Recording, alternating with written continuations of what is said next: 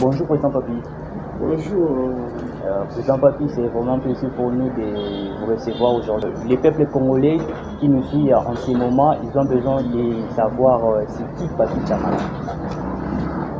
Merci beaucoup déjà de m'avoir recevoir sur votre plateau.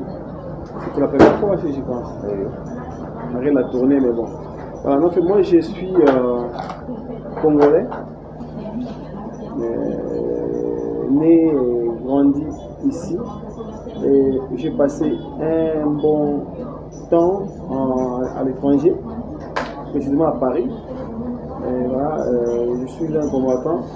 J'ai commencé ma lutte politique au sein de l'UDPS vers les années 90. Et puis on a milité beaucoup. On a fait des études à l'ISTA où j'ai terminé en 2003.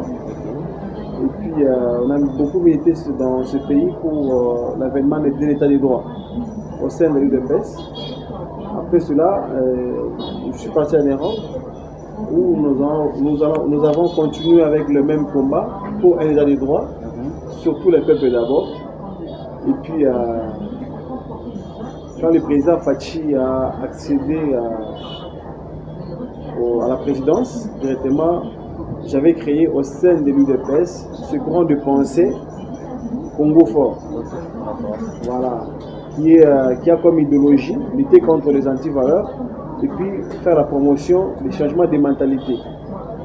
Au sein de l'UDPS, comme j'émergeais, après il commençait à avoir des petits couacs par rapport à ce que moi je prenais, qui ne répondait pas beaucoup plus à la discipline du parti. J'étais obligé de faire notre chemin. C'est là où on a décidé de créer Congo Fort comme un parti politique. Donc je peux dire que non, je suis père de famille et puis père de famille et président du mouvement Congo Fort. Congo Fort nationaliste. Voilà. Maintenant, comme vous venez de dire que Congo Fort était avant des pensées, et avec les temps et comme parti politique, maintenant le peuple congolais qui nous suit en ce moment, ils ont aussi besoin de connaître c'est quoi Congo Fort. Et également, Congo Fort milite sur quoi? C'est quoi les ambitions de Congo Fort? Congo Fort, c'est un parti du Congo. Si c'était seulement dans ma pensée, le Congo Fort qui est notre mouvement, c'est un mouvement de tout peuple congolais. Il doit s'en approprier parce qu'on en appelle Congo Fort. Ça veut dire que nous voulons tous que le Congo soit réellement fort. Quand on parle de fort, c'est un Congo qui remplit des valeurs, un Congo de respect, de discipline, un Congo qui fait la promotion de l'être humain. Je suis ici au Congo présentement. Je vois comment le peuple congolais eux-mêmes maltraitent son peuple congolais. Il n'y a pas de discipline. Il y a beaucoup de violences verbales, partout que ça se tiraille. Ce Congo-là, nous ne le voulons pas. Nous voulons un Congo de dignité, d'amour. C'est pour ça que vous allez voir dans le Congo Fort, nous parlons, notre devise c'est quoi? Fraternité, justice, détermination. Quand on parle de la fraternité, c'est s'entraider, vivre en communauté, s'unir, et puis parler d'un ton qui fédère l'amour, qui fédère l'unité, arrêter la haine, le tribalisme, toutes sortes de violences qui est anti-valeur que nous combattons au sein des Congo Forts. La justice, c'est quoi? Nous prenons que la justice soit pour tout le monde, qui n'est pas ceux-là qui ne sont pas, qui n'ont jamais fait, qui n'ont jamais été punis. Justice équitable. Équitable. La justice pour tous. Que tu sois ministre, que tu sois député, que tu sois qui que ce soit, dès que tu commets quelque chose qui ne va pas avec la loi, tu es interpellé. Quand la procédure doit être la même pour soit un ministre, soit un délinquant de la route, soit un chégué, soit quelqu'un qui n'a pas de connaissances. Nous ne voulons pas les Congo là, oh, bisotoza, bateau famille, boye, bakangaru sauté. Les Congo là, on ne l'aime pas, on ne veut pas. Moi, je viens là avec un message qui est clair pour que la justice du Congo puisse s'appliquer à tout le monde. Aux ministres, députés, la justice n'a pas de couleur. La justice n'aura jamais de couleur avec les Congo Forts. La justice n'aura jamais de couleur, ce sera une justice qui frappe partout. Et puis quand on arrête quelqu'un, on le met en prison, il purge sa peine. Ce n'est pas ce que nous voyons avec les Mutakoti prison, les Lolo Babimi, pour Azam Toutel. oh bakangi ba délinquant bino mobona ki bakangi bango ba tina prison so bakaba kaba ba tia na prison ba ba vidéo on s'est moqué dans l'état et puis ils ont été condamnés à mort. C'est la justice qui a dit que non, ils sont condamnés à quoi? À mort. Oui, donc ces gens-là doivent être exécutés. C'est ça le pays. Quand on parle d'un pays fort, c'est le pays qui exécute ce qui est écrit dans la loi. La loi n'est pas comme une église. On dit que nous sommes au sale. Jamais. La loi doit faire son travail. Les gens doivent faire leur travail. La discipline pour tous, c'est un État. Là, vous verrez que le Congo sera réellement fort que nous voulons. Donc avec Congo fort, il n'y a pas de blague. Donc avec Congo fort, il n'y a pas de blague. Congo fort aussi est en train de militer contre les anti-valeurs. Maintenant, selon vous, comment vous pouvez expliquer ces mots-là, anti-valeurs? Anti-valeurs, c'est tout ce qui est à l'encontre de l'éthique, tout ce qui est à l'encontre des valeurs, tout ce qui oppose les bienfaits, tout ce qui oppose l'amour, tout ce qui oppose le bien-être. Quand on parle d'un détournement des biens publics, comme c'est répandu au Congo, détournement, les favoritismes, les trafics d'influence, ngai nazali leka mokonzi, nazali so mokonzi, nazambanga mokonzi, nazali toya mokonzi. Tout ça, ce sont des anti-valeurs. On ne veut pas de cela. Pour bâtir un pays fort, sur des fondations fortes, nous voulons que les choses soient claires. On ne veut pas trafic d'influence. Ici, c'est comme ça. Je suis sur la route comme ça, comme hier, je passais sur le bois des 30 juin. Tout le monde qui est débrouillé, mais une personne, il a décidé pour aller dans Girofa, aller dans le sens contraire. Mais attendez, ça n'a pas de sens. Tu es qui? Tu es toi, Congo, tu n'es pas les Congos ça nous tous. Tout le monde est dans les bouchons, reste dans les bouchons. Ce n'est pas que toi, tu quittes les bouchons pour faire ce que tu veux. On ne veut pas cela. Nous voulons que les choses soient claires ici. Le Congo appartient à tout le monde, tout le monde. Le plus faible, le plus fort, le plus quoi que ce soit, nous appartiennent tous. Les règles de la route, les codes de la route, les règles de la ville doivent être respectées par tout le monde. Quand on parle d'un anti-valeur, c'est tout ce qui va à l'encontre de l'intérêt général. Okay. Alors, Président, dernièrement, vous avez effectué une visite, je peux dire, de 7 jours, 7 communes de la Funa. Vous étiez à Makala, à Kalamu, Bandal, Nyerengiri, Bumbu-Selembaou, Bandal aussi. Maintenant, comment vous pouvez décrire votre tournée de 7 jours? Merci Ndeko. Tokenaki Kosala, on va tournée de 7 jours, 7 communes où ils ont composé circonscription électorale de Funa. Où on a un candidat na Funa. Tokenaki pour visiter Bandeko. Tournée de Kabango, parce que tous en temps pour mobiliser, pour conscientiser, pour sensibiliser Bandeko na biso oya ba Congolais. Pour vendre la base, pour que non, pour Mboka, biso to lo wakati pasi wana esengeli toyeba nini tokosala.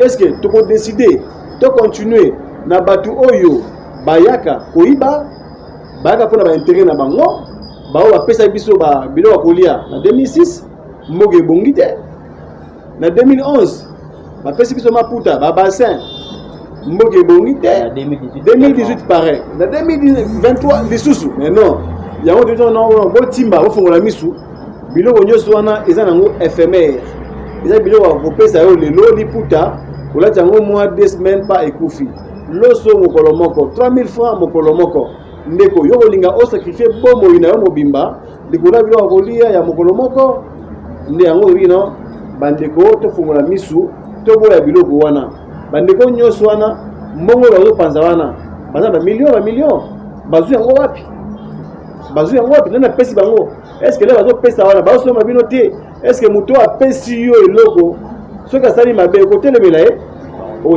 eza corruption ezali anti-valeur nango Congo fort akoyaka jamais kopesa moto bilo akolia toyoka na malamu Congo fort kopesa moto bilo akolia jamais akopesa eloko te awa eza kaka idéologie na projet de société oyo toza nango totambwisa mikolo ezali likambo ya $100 pour la jeune nyonso de 18 ans à 25 ans.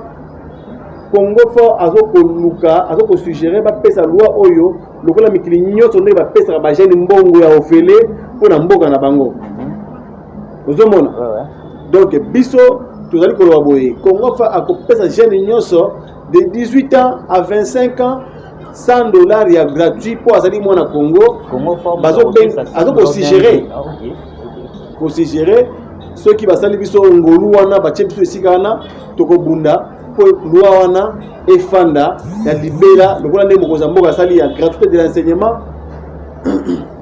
gratuité de l'enseignement nani asali gratuité de l'enseignement gratuité de maternité biso Congo fo tozo bunda pona biloko wana efanda na mboka oyo po ba jeune baki makate po tosali eloko wana po c'est à partir de 18 ans à 25 ans auto remarquer que ba jeune belé bazo instable bazo kolo soit baki ko risquer ba vie na okati ba mai ko kene misika voilà ko kene étranger pour koluka stabilité na équilibre yango biso Congo fo to non jamais to kolingaso to kotika bongote il faut batikala na mboka oyo bafandra na mboka na bango yango to lobi gratuité de la ndemo ko gratuité de l'enseignement atie gratuité de maternité biso pe Congo fo to ko siser mesure na existaka bo banga te e ko sale na mboka oyo e ko sale ma $100 est possible bi ko to $100 na mboka mususu il a 500 parce que tu un peu pour moi mon vu que bas salaire à na kati ya République démocratique du Congo et ça varier entre 100 à $150 et aussi tu as comme que d'autres travailleurs baza ko réclamer basali na basanze belé ba futa makate maintenant tu as peu ko banga avec les lois wana ya proposition ya loi ya $100 est-ce que vraiment que notre l'État a vraiment capable de prendre, de respecter cette mesure-là, que chaque mois, après ça, les jeunes de 18 à 25 ans, $100. Donc, après ça, mois, il y a janvier, février, mars, avril, mai, ainsi de suite. Et ça est possible. Charge de couleur en bocate. Ok.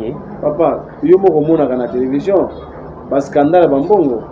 Yo moko mona ka ba oyo bazali na kati ya ko gouverner biso ba vie bazo mener au mona mutu moko na ba 10 voitures a détourné $200,000 millions obi mo ka ba procès à malade emponyo c'est combien c'est 240 millions de dollars. Voilà, mais mesure wana et ko coûter par mois même pas na pour la jeune et coûter par mois même pas 2 millions et ko coûter même pas ça aux hommes mais même pas 2 millions. L'État peut ça facilement. C'est ça, ce sont des mesures. Il y a solidarité. On a pas de biscuit, on va belé, on a pas de maponi pour partager la richesse. Ok. Papa, biso to kena ba mi kili wana au koti boye, au koti maman, ba pesa au kambo, ba pesa combien? 500 €. Ok. Na ça na lomo na poto, ça na lomo. Mbala moko pe okipe mbangu de. Demo lobi yango. Mbala moko ba pesa $500 au moto na poche. Ok. Omoi ba mboka wana yango nzamba opambola bango biso ato sambela nzambe papa awa mapango nyonso dans l'église mapango nyonso eza na église mais pourquoi kibonzambe wana esengaka bolingo na ba basambelaka 1 Corinthiens 13 ndenge kaka na 1 Corinthiens 13 batie bolingo epesaka nyonso eponaka te mais bandeko nous tozali à pays chrétien mais pourquoi tu conseilles moi mesure de président mesure wana ya solidarité na moko $100 na ba jeune nyoso bazo kufa ki kulune leki so bongo le comme panzana awa kulune aussi là. OK est-ce que kuna aibike non ba payer $100 par mois est-ce que agolinga parce que moi dans condition ceux qui yo ba payer bongo $100 au continuer na kosala mabe na nzela ba ko tombongo wana na on ngaba katembo mwana mututi $100 ba ukatanga na salika bêtise amuke ukatanga ngo akotika bêtise après mboko komona bato ko telema ba kibomoterozo mato le gosila kijale le gosila oui kulu le gosila ba kokima mboka oyo ekosila après komona mboko koma apaiser pour les bas salaires bas salaire ekomata pour le oyo bao baza osoba ba jeep wana bazo ba jeep tous les jours hein baganya combien parce que mutu yozo gagner soki 30 000 par mois mais on doit permettre n'amboka na yo ba pesa moto $50 par mois. Oh là là, c'est la mauvaise foi. La mauvaise foi. Il y a au Congo faut aller pour arrêter l'hémorragie wana. Vous avez toi arrêter l'hémorragie wana. Mesure de justice pour la Congo va téléma. On a la première étape, deuxième étape vous avez ba parents au bota biso. À partir de 65 ans comme matin, $100 sans condition chaque mois. Pour nini bas bokoli baboti babokoli pesiko azo bokola. Au moins 23h 24h maman va faire azoteka ceux qui 23h abokoli maman na abokoli na koli na tapé un gars comme ça na tiketi azo souffrir libanda. Non. Si nous voulons être bénis, nous sommes un pays qui est bien sûr laïque mais en majorité chrétien. Nous devons appliquer ce que dit les Écritures. Donc na mito biso Congo faut trouver la justice pour tous. Justice pour tous, président Tokomi Kochité pour moi vers la fin de ces numéros. Nous voulons maintenant qu'il puisse adresser un message aux jeunes Congolais, aux jeunes Kinois. Avant la souk, la commande, tout a tourné la biso. Ouais. Tout ça est tourné. Il y a mobilisation, sensibilisation, conscientisation. Oui. Tout ça, la commune surtout. Il y a la base peut te vendre ici, la bakuna. Autre aussi, on va adhérer massivement dans le Congo fort. Pour la base, c'est 4-7 communes qui sont bazali. Autre qui n'est pas de bango. Ils ont sorti dans 4 il y a tourné wana. Bino boya kaka boye na kono baloba so aponi bino bolimo oke libela. Congo fort a okende libela te Congo fort akotia na ba commune nyonso non pas ceux qui makoki ezali to tia commune nyonso maison ya député. Oyo bande ko nyonso no kina koloba makambo oyo ezali pona mboka et cause de la place ya ko senga mbongo te. Pour député na mbongo ya kabola te. Eza musa député kabola mbongo te. Député solidarité à passi moi comme isolé tout ça la kosunga mais député musa na eza ko pesa ka mbongo te que non na comme na bureau oyo makambo keno ba panga inzala bona te wana vraiment to kana malamu et cause de la place oyo maison ya député azo yambaka et cause de la date oyo bazo pesa po boya ka koyo pesa ka ba doléance na bino so bino bolingi plutôt za sika wana ya liboso et mi balezali makambo so ndo komona bokutana député ngana kozala so ba suppléant so bureau nanga to yamba to sululaka to baka évolution to garder contact na base na ba congolais parce que nous faisons une politique de proximité. C'est ce que nous faisons, nous sommes des représentants du peuple. Pour to kabino na mission o ezali simple il y a oyo tambola malamu te na mboka to bongisa pour plaider pour na ki ba solution eya exactement et cause à la place ya ko kabola ka mbongo te o po ekufia to ko plaider en assemblée et là musa député tenge no akende ko sa akotonga pont ou bien abanda ko so ko soma ba cabinet non l'état seul doit faire ce travail là. Nous allons faire tout pour l'état à la responsable. Sécurité, Kolia, Komela. Ceux qui sont ma question de responsabilité, nous allons aussi responsabiliser l'État à son tour pour que l'État ait tout en charge. Après, au moins, est-ce que les sont à l'aise? Favoriser nos actes, chacun va vaquer à ce travail. Quand nous parlons, il y a revenu à $100 par mois. C'est un revenu minimum d'insertion. L'insertion là, c'est quoi? C'est vous faire rentrer dans un travail, trouver une formation professionnelle, vous encadrer. Vous peut être menuiserie, vous encadrer et vous avez la forcing. Et ça, les conditions, ma case, c'est que non, quand vous allez non, et ça, c'est au lingui. Mais au moins, que non, ceux qui payent $100, aujourd'hui, vous avez la menuiserie, vous avez le métier, vous avez gagné $1000. Est-ce que vous gardez $100 par mois? Vous tirez $100, vous avez un régime, vous passez un régime, mais $100, ce n'est pas pour travailler. Ce qu'on perd de Moussa, nous avons le régime. Mais ce qu'on a ça, on perd de régime. Mais la tranche d'âge, il y a 18 à 25. Maintenant, le président avant tout chidé, par rapport à la tournée de Sali, résultat est positif ou bien négatif? En cas ils sont positifs, pourquoi? Parce que lui les alliés. Donc tu vas na Kalam. bato bazalaki ebele mitu ezalaki bato basepeli. Mardi passé Bandal ndio bozalaki eleki malamu. Kasavubu eleki malamu mercredi. Jeudi Makala. Merci beaucoup de vous tous. Vendredi, Bumbu. Après samedi, Gengi. Après le ski à Céléba. Nous sommes l'équipe madame. Merci à Bandego Nyoso. On va passer avec Biso Maya Komela. On va passer avec Kiti à Gofanda. On va passer avec Mato à Koyoka. Na Esika à Kosala Moussa. Nzambalola a canissé la mort à mort. Merci Makas. Maintenant, président, nous sommes en train vraiment de citer.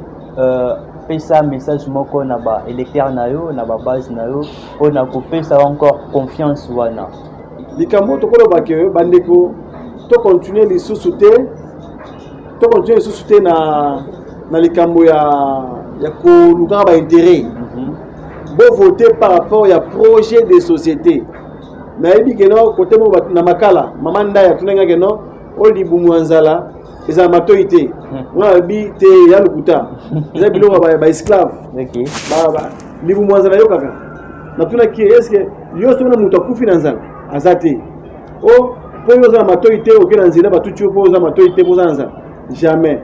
Donc c'est la philosophie à Mabé à Lokuta. Nous sommes déjà dans une période où le pays est en train de se relever avec ce que le président est en train de faire, d'accomplir. Makamboa bien. Et c'est un score Mouto si Malobo en Loboko. Malgré les difficultés, mettons d'abord toutes ces difficultés de côté. Oublions-les. Main dans la main, travaillons fort. Et plutôt dans la conscience sur place que non, tout pour la battre, il y a un discours à Malona.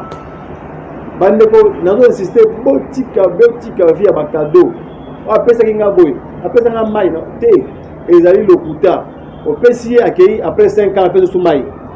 Yo, mais le téléphone. Ah, bah, on a un téléphone. Bayambagate no web. Téléphone bakangaka. Bah, comme au benye mutazo répondre méchamment. Vous savez, mutunayo vous allez bien. Au benye boza la kana vraiment. Donc, faut que les bateaux baza balingi les gens du peuple. Congo fort azali wana na ba camarades de belé bazo postulé partout na Tchangu toza papa Wato na Lukunga toza na camarade Hervé Douata na Moamba toza camarade Kevin Malou voilà na province pe bazali na Kasai occidental na kana toza na camarade Jean Bosco na camarade Mudimbi na Dibaya. Donc voilà, dans le niveau national, dans le niveau provincial, donc soutenez les candidats des Congo Fort sous les regroupements des ANB. En nous de bâtir la République. Des regroupements de la politique autorisée. Nous tous les Mokozambo, on a été à sacré, mais ça des années de dignité. Et puis pour ça, Mokozi Nabiso, majorité écrasante. On a les 20. Le 20 décembre. On est tous ensemble, jusqu'à là, on continue l'activité. On continue l'activité sur la terre. Merci beaucoup, Président, pour temps au PCBISO. Je pense que c'est la première fois, mais ça ne sera pas la dernière fois de travailler avec nous aussi longtemps qu'il est désir on est au banda comme on a le banda toujours pour bengayo pour communiquer dans ma campagne de population. Je pense que il peut organiser la locola. Bah, monsieur Swana to kanyeli la biso téléphone. Je pense que ça la bonne moitié. Moi d'abord je vous remercie sincèrement parce que vous avez été professionnel et vraiment surtout la ponctualité. Bravo à vous, continuez comme ça. Et puis je vous souhaite bon vent, du succès. Na mona sous école et la sous munene comme on a vu non battant pe na mokilo que non, il y avait des jeunes courageux qui sont bâtis par la sueur de leur fonds. Aujourd'hui, bah, comme la place à excellence. Merci beaucoup. Chers téléspectateurs, nous sommes arrivés à la fin de ces numéros. Ceux qui, dans qui présentent Papi Ndenge à Lodi, ceux qui ont besoin de changement, et ça, les manaka Tiambo Cannabis, vous avez vraiment un devoir, il y a que voter utile. Donc, votre voix est déterminer les 5 prochaines années. Donc, ceux qui ont voté bien dans 5 ans, okozala pe na vie moko ya bien. Mais soki ovote mabe na 5 ans oyo ezoya okozala pe ka na vie ya matolo, na vie ya kosenga donc ekozala vraiment propre te. Donc c'est par ici que nous mettons fin à ce numéro. Mais avant de chuter, je tiens à remercier Christian Ngavouba qui est derrière la caméra, Jordi Tsumbouk, Axel Yamoula. Merci de nous avoir suivis. Au revoir.